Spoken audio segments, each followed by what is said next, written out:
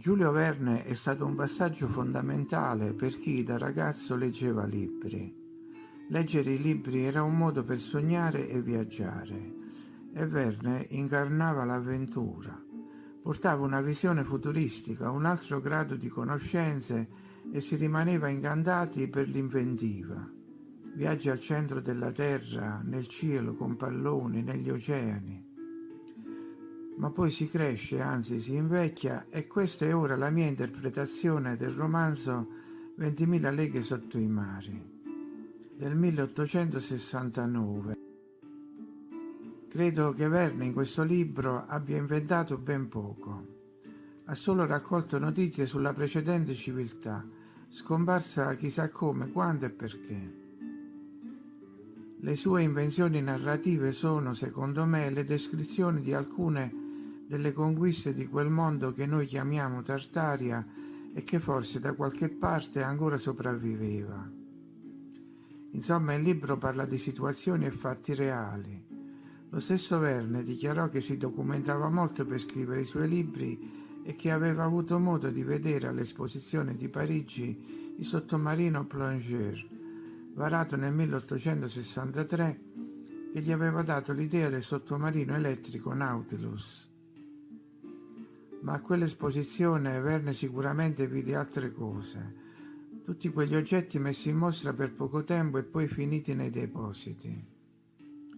Lo scrittore, che secondo alcuni era anche iscritto ad associazioni segrete, sapeva quello che succedeva nel mondo e forse aveva conosciuto lui stesso qualche superstite, qualcuno come il capitano Nemo. Il personaggio infatti è molto ben caratterizzato, uomo pratico, inventore, quasi appartenente a una stirpe superiore, capace di costruire una civiltà tecnologica progredita, ma che ora era costretta a fuggire da navi nemiche e rifugiarsi negli oceani. Nonostante ciò non aveva rinunciato al suo mondo, che aveva ricostruito sul suo sottomarino. Come uomo di cultura ha infatti una ricca biblioteca, una collezione di orologi e termometri e continua a nutrire il suo spirito con le risonanze dell'organo. L'atmosfera è perciò più simile a un castello tartariano che a un freddo sottomarino di acciaio.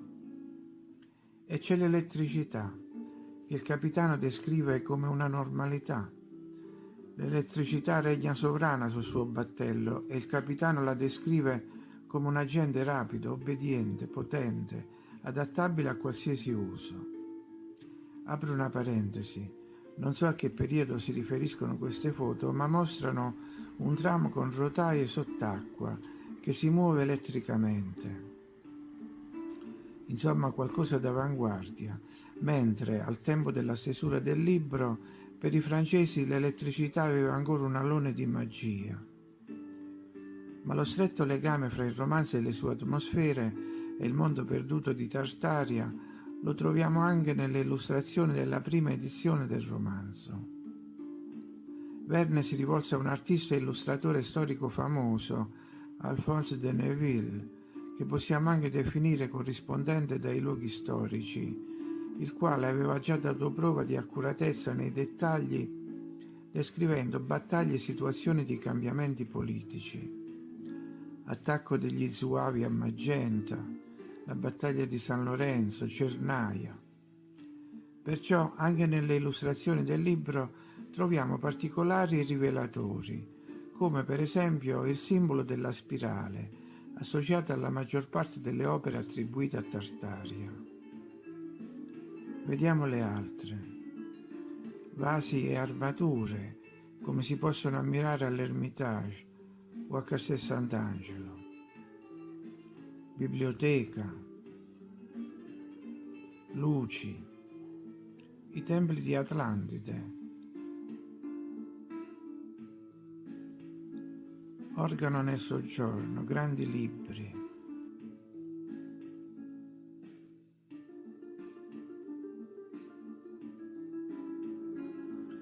Leone, rivettatura, tubature, ingranaggi e ruote dentate.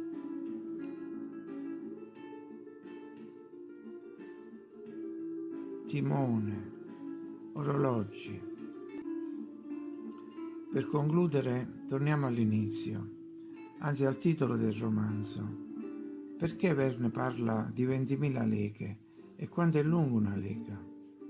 La lega, come misura di lunghezza adottata in Francia all'epoca del romanzo, è composta da 5.556 metri, 5 chilometri e mezzo, e 20.000 leghe corrispondono a circa 111.000 chilometri.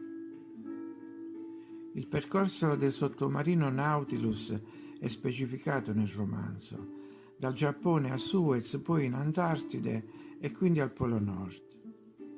In totale però la somma delle distanze citate non arriva a 111.000 chilometri, ma solo, approssimando, a 50.000 chilometri.